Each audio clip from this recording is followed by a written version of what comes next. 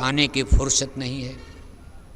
अगर हम सद्गुरु की महिमा को, सद्गुरु की ड्यूटी को, सद्गुरु हमारे आपके लिए कितना बड़ा काम कर रहे हैं, उनका मेहनताना, उनकी फीस, अगर हम इस चीज़ को समझ जाएं तो ये संसार का कूड़ा कचरा आदमी मीराबाई की तरह सब दान कर देगा। मीराबाई ने देखो समझ लिया गुरु की महिमा,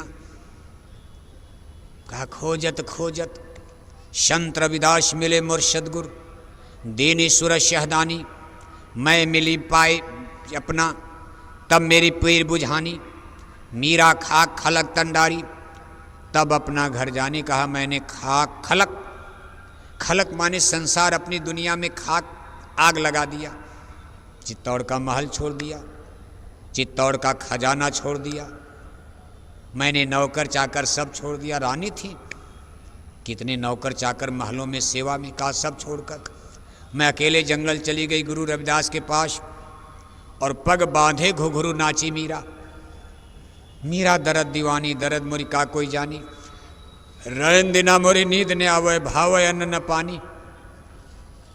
जो समझ गए सद्गुरु की महिमा, सद्गुरु की गति सुन मोशे, कही जात न रंचक मुँह से, सद्गुरु तो ही छिन छिन पोषें, हंगता तेरी सब बित खोशें। सद्गुरु का करो भरोसा, फिर कर मत कछ अफसोसा, 10वें में खींचे 9 से, फिर एक करें तो ही दोषे, सब दारस तो ही पिलावें, जमपुर से फेर बचावें। कितनी बड़ी जिम्मेदारी है।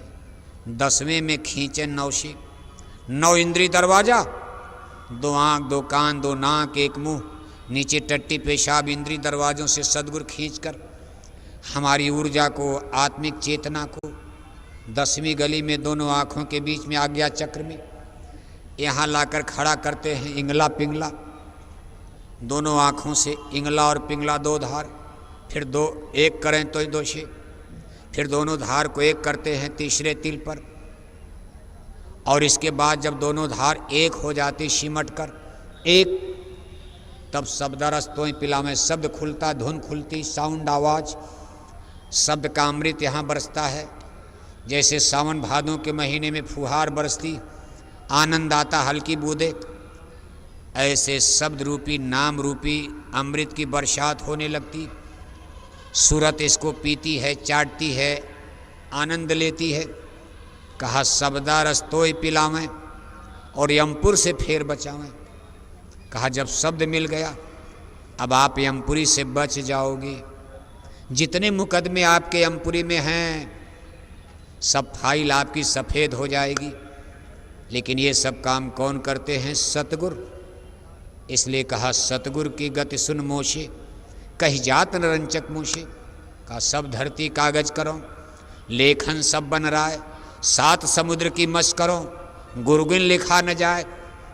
कहा गुरु की महिमा कोई बयान नहीं कर सकता, ये गप नहीं लिखा है। जो इतना बड़ा काम हमारे आपके लिए, जो इतना बड़ा संसार में जन्म लेकर काम करते, यमपुर से फेर बचावें, उस काल चक्र से हमको निकाल करके अमर पद सतलोक तक ले चलते। ऐसे संत सदगुरु की महिमा का कोई क्या बयान कर सकता। इसलिए कहते भाई हंगता तेरी सब बित खोश हैं। इसमें सबसे बड़ी बाधा ये 10वीं गली में चढ़ने में हंगता है। हंगता, हंगता माने अहंकार, मान सम्मान गरूर गुमान, अहंकार। जैसे काम क्रोध लोभ अहंकार, इसमें अहंकार बहुत कठिन गिल्टी होती। कहा कंचन तजना सरल है, सरल त्रिया कहने, मान बड़ाई ईर्ष्या, दुर्लभ तजनीय। कंचन तजा तो क्या तजा, मान तजा ना जाए। मान बड़े मुनिवर गले, मान सबन को खाए। मान ने संसार की ख्वारी कर दिया। बहुत से लोग घर परिवार छोड़कर ऋषि मुनि जंगल में चले गए, लेकिन मान सम्मान ने लूट लिया। हर जगह आप देखते हो, घर परिवार छोड़ा, सब कुछ छोड़ा, लेकिन मान सम्मान के झगड़े में फंस जाते। तेरा पद ऊंचा है, मेरा पद नीचा कैसे हो गया, तेरी कुर्सी बड़ी हो गई, मेरी कुर्सी छूटे, वहाँ कुर्सी का झगड़ा मान सम्मान का हो गया। कहा ये मान सबन को खाए, मान बड़े मुनिवर गले, मान सबन को खाए। कंचन से लोभ से निपट लिया,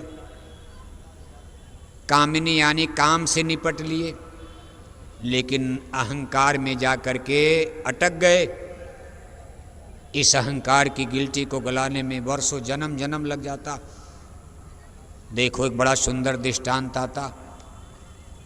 बलक बुखारे के बादशाह शाह इब्राहिम काशी नगरी में साहब कबीर के आश्रम में हाजिर होते, दया कृपा करके गुरु